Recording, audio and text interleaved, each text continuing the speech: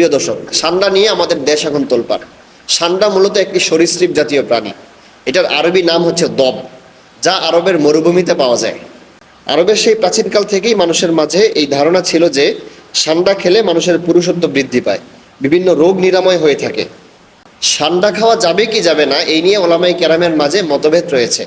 হযরত আব্দুল্লাহ ইবনে আব্বাস রাদিয়াল্লাহু তাআলা আনহু থেকে বর্ণিত, তিনি বলেন, আমি এবং খালিদ ইবনুল ওয়ালিদ রাদিয়াল্লাহু তাআলা আনহু নবীজির সাথে হযরত মাইমুনা রাদিয়াল্লাহু তাআলা আনহার বাড়িতে গিয়েছি। তখন নবীজির সামনে দব বা সান্ডা ভুনা করে দেওয়া হয়েছে।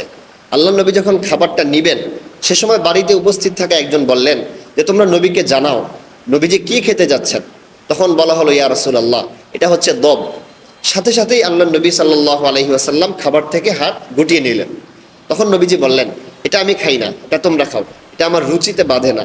আব্দুল্লাহ ইবনে আব্বাস রাদিয়াল্লাহু তাআলা আনহু বলেন, ইয়া রাসূলুল্লাহ, এটি কি হারাম?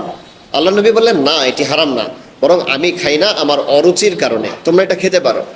তখন হযরত খালিদ ইবনুল ওয়ালিদ রাদিয়াল্লাহু তাআলা আনহু সান্ডার পাত্রটি নিলেন এবং তিনি নবীজির সামনে এটি খেলেন। অর্থাৎ অরুচির কারণে আল্লাহ নবী খেলেন না, কিন্তু নবীর সামনেই তার সাহাবীগণ এটি খেয়েছেন।